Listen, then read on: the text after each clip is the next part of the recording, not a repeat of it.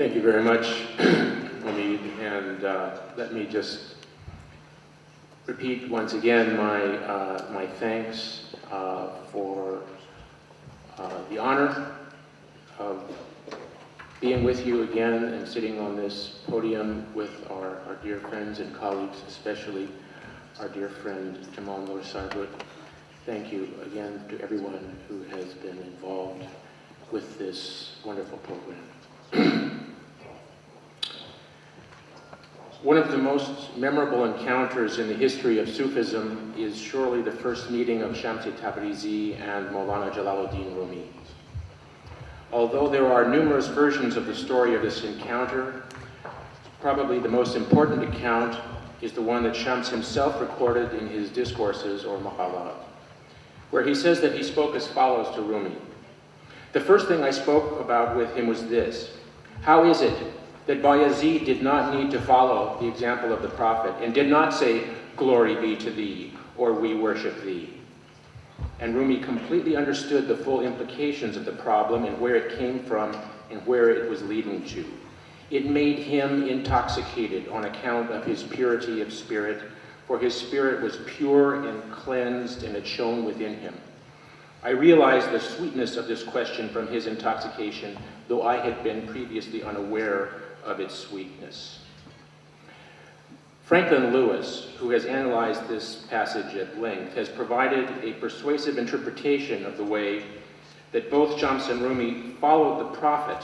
Unlike Beyazıd Bestami, Shams returns again and again to this question of following the Prophet, and the case of Beyazıd apparently provided the touchstone by which Shams could gauge the inner orientation of others and test whether a fancy for mystical speculation or indulgence in antinomian behavior outweighed a person's love and respect for the spiritual attainment of the Prophet.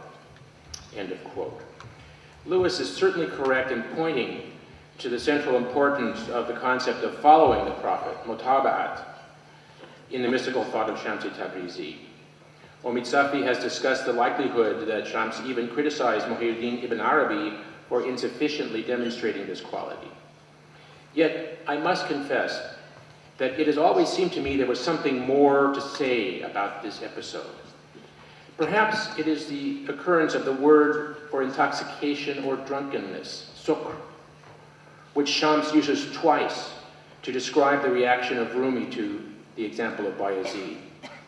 The appearance of this kind of intoxication suggests that there is some excess or overplus of meaning that does not quite fit into the conventional notion of devotion to the example of the Prophet. Despite the fact that Shams criticizes Beyazıd on a number of occasions, one retains a lingering suspicion that there was something about the boldness of Beyazıd's ecstatic claims and the audacity of his statements that called forth a response of equal audacity from Shams-i Tebrizi himself. Lewis is quite aware that most Sufis would have been able to explain the sayings of Beyazıd as ecstatic sayings or shatriyat, which should not necessarily be taken at face value or condemned as blasphemous insults against God or the Prophet. He adds that other Sufi scholars were critical of the ecstatic expressions of Beyazıd and Hallaj, which they explained away as the products of intoxication that could safely be disregarded. Yet, as previously mentioned, it's striking that Shams described Rumi's reaction to this question as also being a kind of intoxication. Does that mean Rumi's reaction was also invalid, or was he responding to some deeper meaning in Beyazıd's expressions? These questions require further exploration. It's well known that outrageous expressions like Beyazıd's Subhani, glory be to me, or Hallaj's even more startling phrase, I am the truth, ana al-haq, have often been classified as shatriyat or ecstatic sayings. It's important to point out that these sayings are not necessarily to be dismissed as the ravings of lunatics, although there are undoubtedly some who hold this opinion. But to the contrary, there's abundant evidence to indicate that these ecstatic sayings have often been considered to be deep and genuine mystical insights which unfortunately cannot be understood by the ordinary person. It's noteworthy that an authority of the stature of Junayd composed a commentary on the ecstatic expressions of Beyazıd, which fortunately has been preserved by the early Sufi scholar Abu Nasr al-Siraj in his book of glimmerings on Sufism, the Kitab al-Lumah fi Tasawwuf. Notice the title that Siraj gave to this section: The Commentary on Ecstatic Expressions and Words that are Externally Found Repulsive, though they are internally correct and well-founded. While it is true that Siraj had to debate with the theologian Ibn Salim, who objected to Beyazid's sayings, Siraj argued that his opponent had misunderstood the words of Beyazid in an overly literal manner, but that these ecstatic expressions require that one know the inner knowledge and experience that gave depth and substance to these otherwise strange expressions. Indeed, Siraj refers to Junayd's commentaries as a tafsir, a word normally reserved for commentaries on the Quran. Other interpreters, like Abu Hamid al-Ghazali, basically accepted the validity of the insights expressed in ecstatic sayings, although al-Ghazali was seriously concerned about the possibility of misinterpretation by the less informed listener. Ghazali distinguishes two kinds of shat. The first kind consists of what he calls broad, extravagant claims made in passionate love of God Most High, in the union that's independent of outward actions, so that some go to the extent of claiming unification, rending of the veil, contemplative vision of God, and oral conversation with God. And then they say, we were told such and such, and we said such and such. In this they resemble, he says, Al-Hussein ibn Mansur al-Hallaj, who was crucified for uttering words of this kind, and they quote his saying, I am the truth. Al-Ghazali goes on to say that this kind of talk is very dangerous for the common people because they lose their chance for salvation since they think that a purified soul that has attained spiritual states can dispense with religious duties. The consequences of such an antinomian interpretation are so severe that Al-Ghazali concludes that the killing of him who utters something of this kind is better in the religion of God than the resurrection of 10 others. The second kind of shat he describes as that which is unintelligible to the listener, regardless of whether it's merely confused babbling or something which the speaker comprehends but cannot articulate properly. Since this is bound to be interpreted arbitrarily, it's not permissible to express such things publicly. In this exposition, Ghazali's main concern is to prevent ordinary people from being misled by difficult or strange sayings, even though he implicitly regards the genuine kind of shatiyat as valid for those who can understand. In the most mystical sayings, however, he sees a real danger of antinomianism.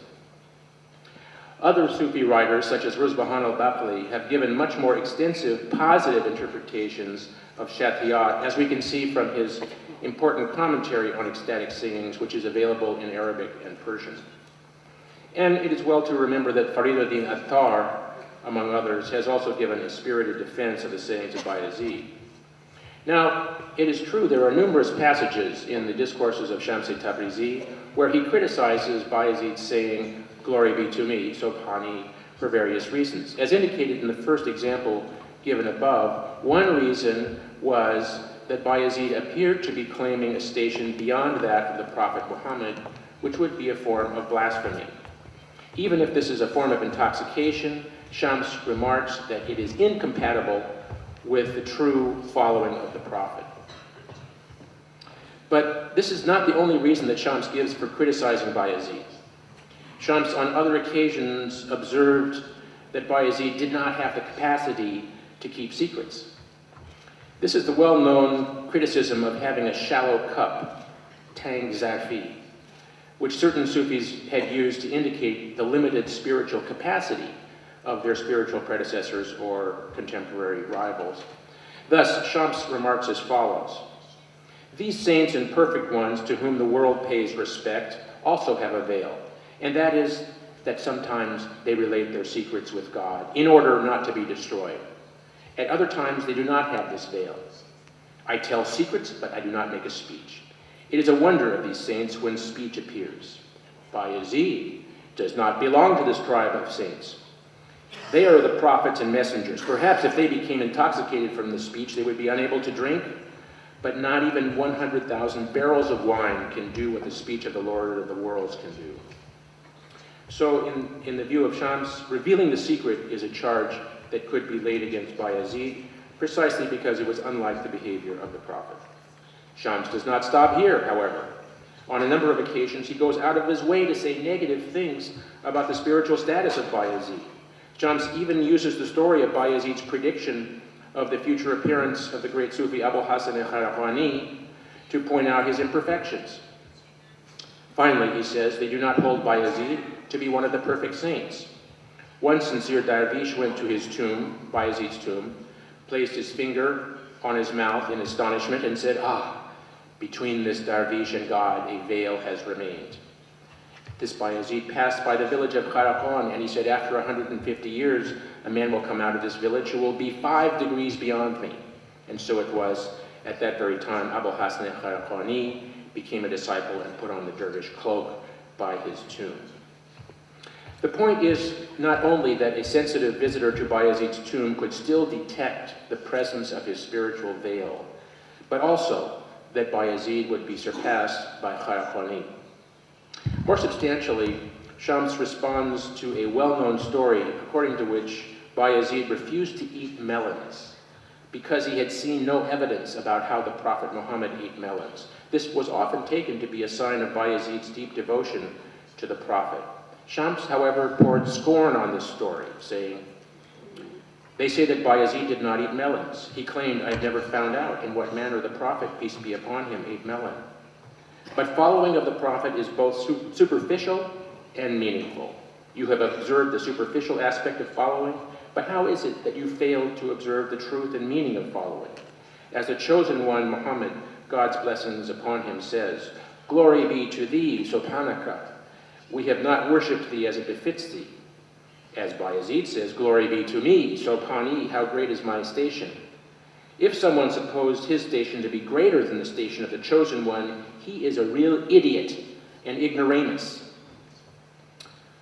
So there seems to be good reason to think that Shams was focused on the problem of Beyazıd not following the Prophet adequately. Nevertheless, there is another class of remarks by Shams Tabrizi concerning Beyazıd which is harder to explain. Many of these statements have a bold and audacious character that clearly falls into the category of acts of boasting and one-upmanship, which are indeed important characteristics of ecstatic sayings or shathiyat. These audacious and aggressive sayings are not without precedent in Near Eastern culture. We can find the rhetorical basis for this audacity in the ancient boasting contest, the mufakhara of the pre-Islamic Arabs. In fact, the early Sufi author Abu Najib as-Suhrawardi corroborates this connection in his widely used manual of conduct for Sufi novices, the Adab al-Muridin. In the lengthy section on the dispensations, rukhas, or permissible deviations from the rules, Suhrawardi says the following. Among the dispensations are boasting and publicizing one's claim to spiritual states. In this matter, their standard is that one should intend to publicize the bounties of God, who is exalted above it. As the Quran says, indeed, speak of the bounty of your Lord. That is permissible in the raptures of a spiritual state, hall, or in a boasting contest, mufakhara, with an adversary. This is precisely the same kind of phenomenon we see in the shathiyat contests of the saints, when one outrageous statement is outdone by the next. Ruzbahan, for instance, concludes, this action is from the jealousy of gnosis, and jealousy is an attribute of God. This wrangling, munaqara, of the prophets and saints is exemplary sunnah. Shams Tabrizi was in fact familiar with this type of boasting, as we can see in the following account. He said, two mystics were having a boasting contest, mufakhara, and a debate with each other about secrets of mystical knowledge and the stations of the mystics. One said, a person who comes along sitting on a donkey, to me that one is God. The other one said, to me, the donkey is God. In short, they tried to outdo each other by force. With Beyazıd and others, in their words, it is clear it is not like this. But to spend time on their sayings is a veil for this reason, that it is something else. Someone said, what is that something else? I said, for example, you heard these words of mine, they become cold in your heart. That veil becomes something like this. They are near to hulul, incarnationism. The words of the spirituals are, we dwelled in a single body. This is a quotation from Hallaj. How will you comprehend that you are full of desire? Although the example that Şems gives of dervishes in a boasting contest is a ridiculous one, it nevertheless provides him with an opportunity to imply that there are others like Beyazıd who are different from the foolish pair depicted here. One may conclude from this that Şems considered the sayings of Beyazıd to be serious and important consequences of a spiritual state, but at the same time he was concerned about how these words can be misinterpreted and become a veil. His concluding remarks in this passage quote an excerpt from the famous poem by Hallaj, arguing it could be the source of an antinomian interpretation by those who consider themselves to be spirituals, ruhaniyan. But there's something else hidden in the criticism of Beyazıd by Şems. The fact is that Beyazıd held a singular position as the preeminent early Sufi known for Şatiyat. From an early date, Sufis who were contemporary with Beyazıd engaged in boasting contests with him in the form of their own ecstatic expressions. Wasati, Abu Bakr al-Wasati said, they all died in delusion up to Beyazıd, and he also died in delusion. Likewise, Shibli said, if Abu Yazid were here, he could become a Muslim with the aid of my children. At a later date, Muhyiddin ibn Arabi also engaged in extensive interpretation of the sayings of Beyazıd, including both praise of Beyazıd and a subtle kind of one-upmanship to indicate his own superiority. Ibn Arabi called the sayings of Beyazıd boasting, fakhr. But he maintained that his own statements about his own spiritual status were not boasting because they were commanded by God. So he made the boast that he made no boast. Subsequently, Sufi thinkers such as Ahmad Sirhindi engaged in the same kind of rhetoric of transcendental hyperbole to claim a spiritual state that went beyond both Beyazıd and Ibn Arabi. So from this point of view, dramatic criticism of Beyazıd in the form of Shat is perfectly compatible with the recognition of his spiritual eminence. Indeed, such a spiritual critique in the form of a boasting contest can only be justified in relation to a spiritual master of a very high degree. Şems-i Tebrizi, in other remarks, actually insists that Beyazıd must be recognized as a saint of the highest status. Thus, he maintains that even if the famous theologian Fakhr Razi were multiplied 100,000 times, he would not come close to the path of Beyazıd. Şems repeatedly cites examples of Beyazıd's spiritual attainments, including his ability to perceive the true condition of inhabitants of the graveyard, and he refers to Beyazıd's selfless actions, such as exchanging the merit of 17 pilgrimages to Mecca in order to give water to a dog, and performing pilgrimage by circumambulating his sheikh 7 times. Yet, in other observations, Şems is willing to make theatrical denunciations, not only of the supposedly intoxicated Beyazıd, but even of his sober counterpart, Junayd. Thus, Şems says, they all speak about Junayd and Beyazıd. Let me say, Junayd and Beyazıd, and their words are cold upon the heart and appear cool. And in the same breath, he can say, that discussion occurred yesterday. What place do Beyazıd and Junayd have here? And that Hallaj, who was also the shame of his master, has fallen, and it has wiped him out.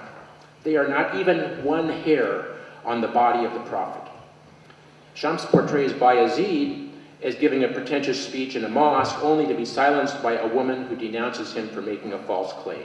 In this way, Şems concludes, Beyazıd cannot endure my presence for 5 days, 1 day, or none.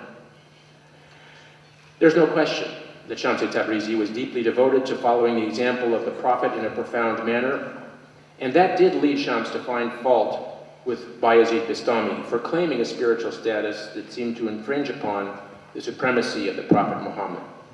Yet the attitude of Shams towards Bayezid was complicated by the rhetoric of boasting that forms part of the tradition of Shafiyat, or ecstatic expressions. In this respect, Shams also made boasts himself in the form of criticisms that included not only Bayezid, but also the scrupulous and sober Junayd. The audacity of Shams-i Tebrizi was born of the heat of his spiritual experience, in comparison to which the words of previous mystics were simply cold texts. In short, the audacity of Bayezid Bestami was outmatched by the sayings that demonstrate the audacity of Shams-i Tebrizi.